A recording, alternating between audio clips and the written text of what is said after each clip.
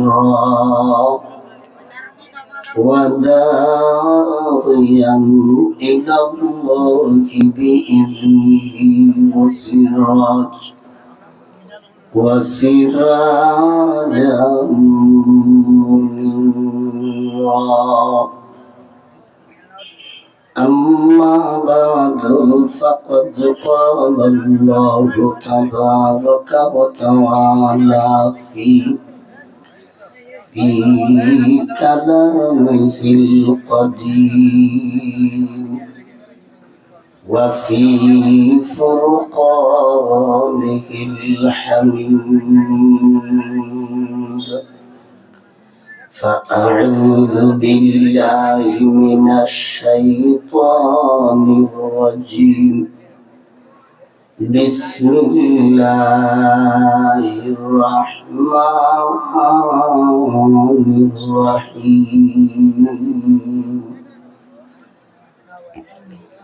قل هو القادر على أن يبعث عليكم عذابا من فوقكم أو من تحت أرجلكم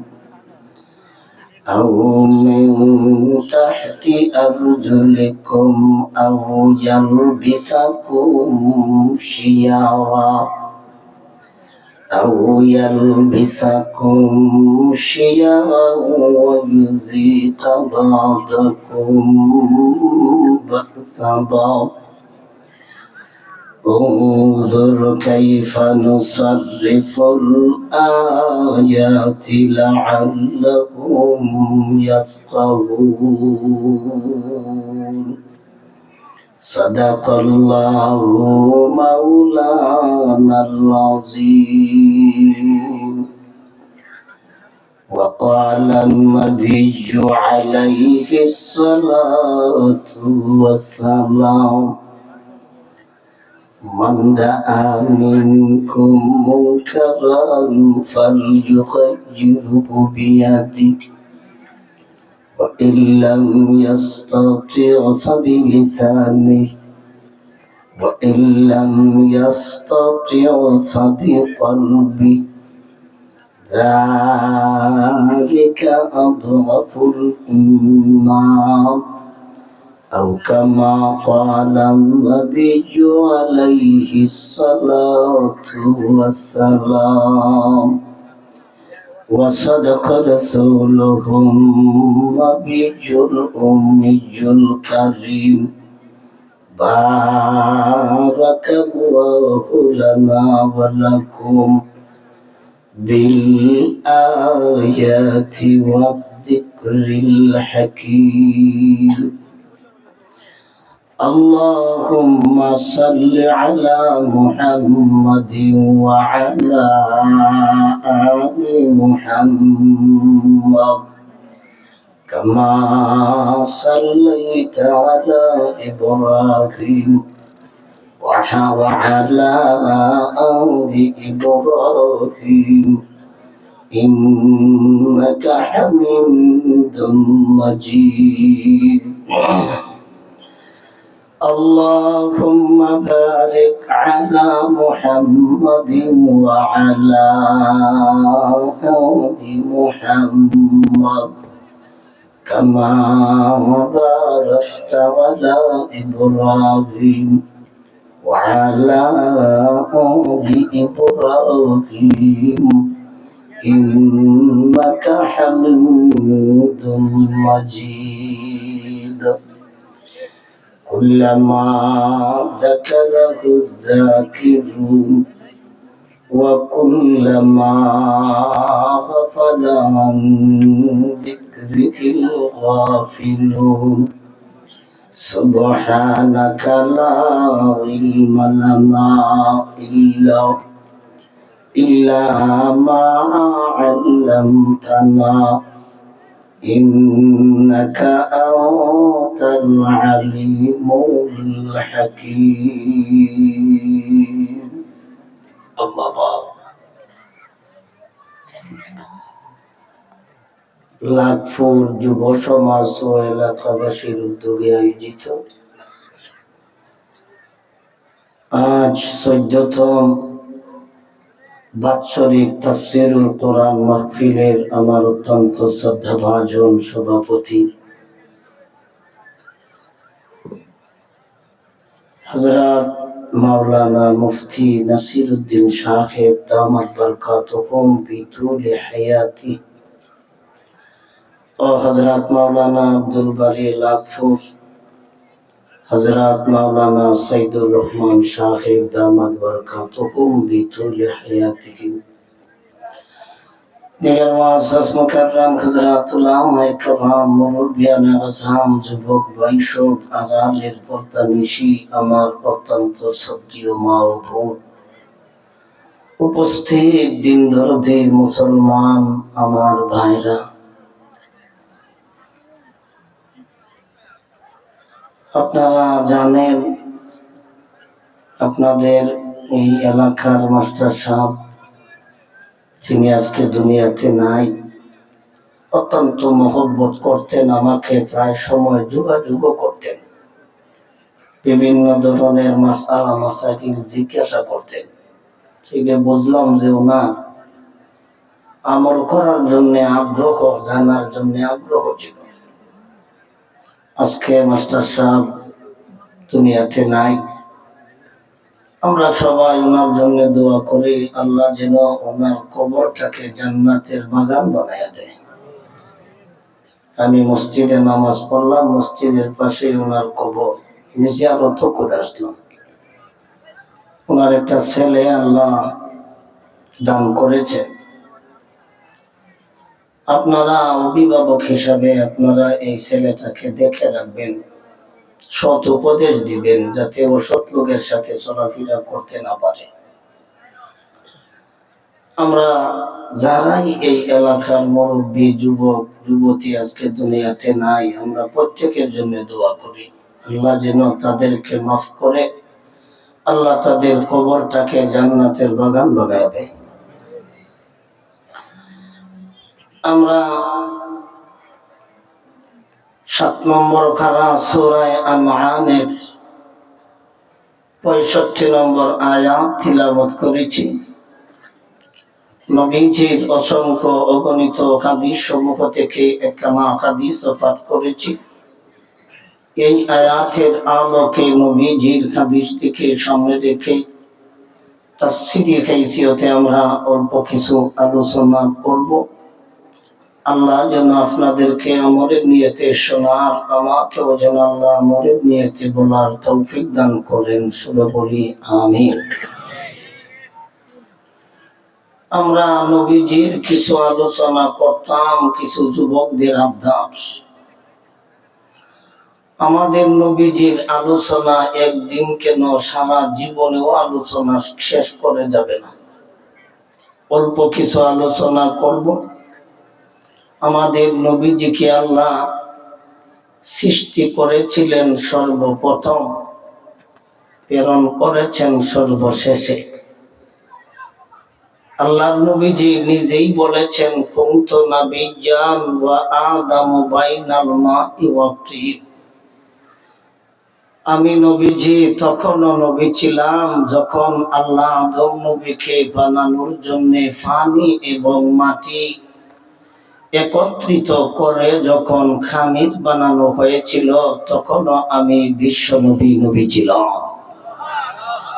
তাহলে আমাদের নবী আদম নবীরও আগে, আল্লাহ পাঠাইলেন শেষে। এটাই তো যুক্তিসঙ্গত। যার নাম তাকে আগে, তিনি আলোচনা করেন পরে, এটাই তো যুক্তিসঙ্গত। নবীজি যেহেতু প্রধান অতিথি, ওনার নাম আদম নবীরও আগে, কাজেই আদম নবী হলেন বিশেষ বক্তা, নূহ নবী হলেন বিশেষ বক্তা, হযরতে ইব্রাহিম নবী বিশেষ বক্তা, হযরতে মূসা নবী বিশেষ বক্তা, হযরতে ঈসা নবী বিশেষ বক্তা। আমাদের নবী যেহেতু প্রধান বক্তা ওয়াজ করার পরে ফ্যান্ডেল আর থাকে না, মাইকও আর থাকে না, তাই আমাদের নবী ওয়াজ করার পরে আর তো বক্তার প্রয়োজন নাই, এরপরে আল্লাহ আর কোনো বক্তা দুনিয়াতে পাঠায় নাই। আমরা যারা আওয়াজ করি আমাদেরকে অন্যরা বক্তা বলেন, আসলে আমরা পরিপূর্ণ বক্তা না, আমরা কইলাম নহইলা বক্তা। নহইলা বক্তা বুঝেননি? নহল করে নকল, নাকিলে বক্তা। নাকিল মানে আমরা আল্লাহর কথা নকল করি, নবীজির কথা নকল করি। স্বয়ং সম্পূর্ণ বক্তা ছিলেন নবীজি। যত নবীজি ওরা ছিলেন স্বয়ং সম্পূর্ণ বক্তা। আমরা কইলাম নহইলা বক্তা। আমরা কি আসল বক্তা না নহল বক্তা? আমরা কইলাম নহল বক্তা।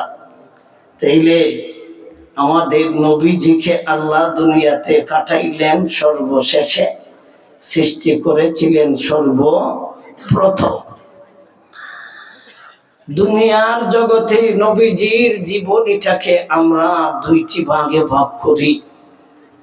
একটা ভাগ হলো নবুয়তের আগে, আরেকটা হলো নবুয়ত পাওয়ার পরে। দুনিয়াতে আল্লাহ নবুয়তের দায়িত্ব দিলেন 40 বছর পরে। 40 বছরের আগে নবীজিকে আল্লাহ নবুয়তের দায়িত্ব পালন করার আদেশ দেন নাই। 40-এর আগে নামাজের আদেশ ছিল না, 40-এর আগে রোজার আদেশ ছিল না, 40-এর আগে হজের আদেশ ছিল না, 40-এর আগে যাকাতের আদেশ ছিল না, 40-এর আগে জিহাদের আদেশ ছিল না। 40 বছর বয়স যখন নবীজির হয়, আল্লাহ কোরআন নবীজির উপর অবতীর্ণ করতে থাকেন। প্রশ্ন হইল, এই 40টি বছর নবীজি কি করেছেন? এই 40টি বছর আমাদের উম্মতের জন্য কোন কাজে লাগলো? আমাদের জন্য 40টি বছর কোনো কাজের না, নবীজির জন্য হলো একটা কাজের। 40 বছর আগে আল্লাহ ওনাকে নবুয়তের দায়িত্ব দিলেন না কেন? রসুল বানাইলেন না কেন? কারণ নবীজিতে হবেন সমস্ত নবীরও নবী।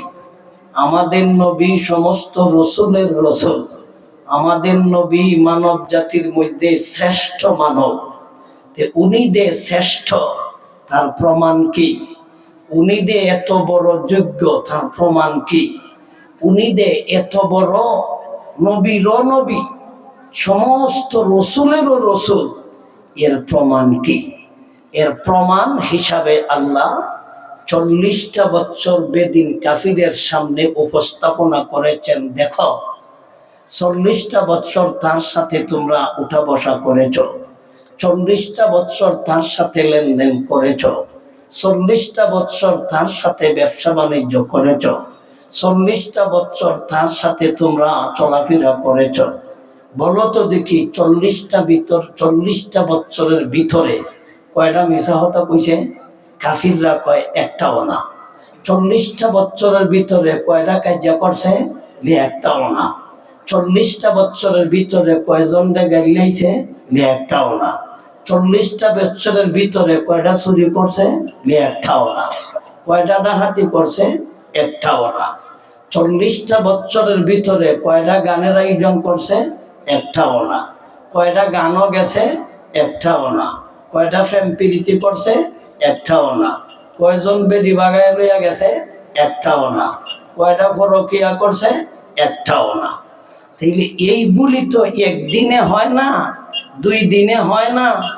40টা বছর পর্যন্ত আল্লাহ হক কথা বলাইছে না, রেসালতের দায়িত্ব পালন করাইছে না।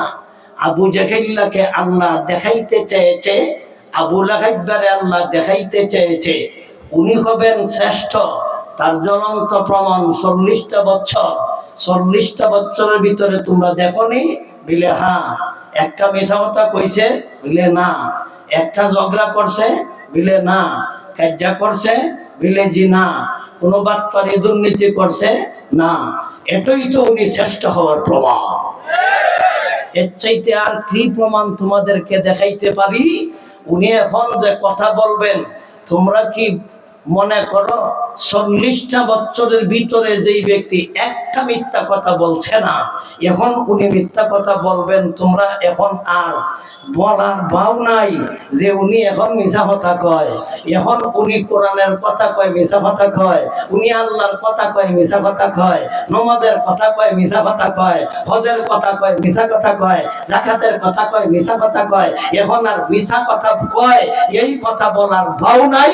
কেন? 40টা বছরের ভিতরে তোমরা তার সাথে উঠা বসা করছো, তার সাথে চলাফেরা করছো, তার সাথে ব্যবসা বাণিজ্য করছো, তার সাথে লেনদেন করছো, এত দিনের ভিতরে যে কিন্তু একটা কথাও মিছা কইছে না, ভবিষ্যতেও একটা কথা মিছা বলবে না।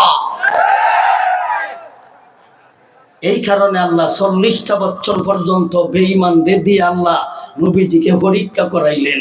1 বছরে পরীক্ষা হয় না, 2 বছরে পরীক্ষা হয় না।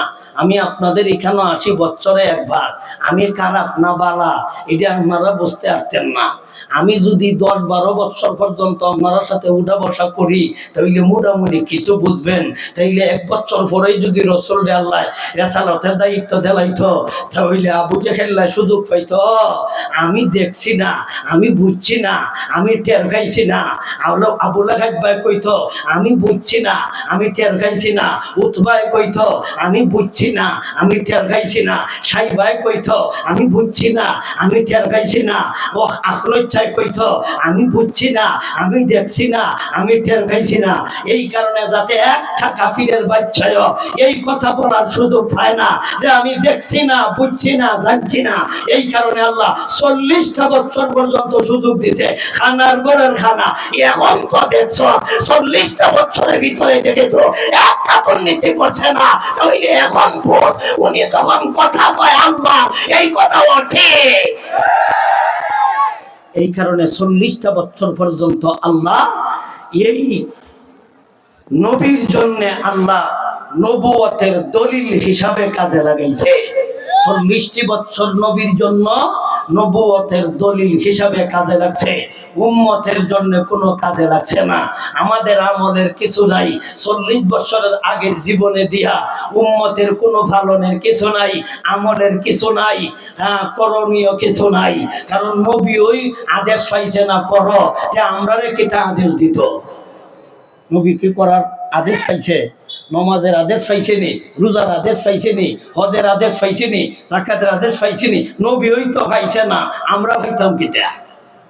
কথা বুঝছেন? তাইলে নবীর জন্য এই 40টা বছর একটা কাজে লাগছে। কোন কাজে? নবীর জন্য নবুয়তের দলিল হিসাবে আল্লাহ কাজে লাগাইছে। গেল 40-এর আগের কিছু আলোচনা। 40-এর পরে হলো আবার 13 বছর হলো মক্কায়, 10 বছর হলো মদিনায়। 40 আর 13 কত হয়? 40 আর 13 53। 53 আর 10 এই হলো আমাদের নবীজির দুনিয়ার জিন্দেগি 63। 63 বছরের জিন্দেগির মধ্যে আল্লাহর নবীজি ওহী আসলো মাত্র 23 বছর। কত বছর? 23 বছর।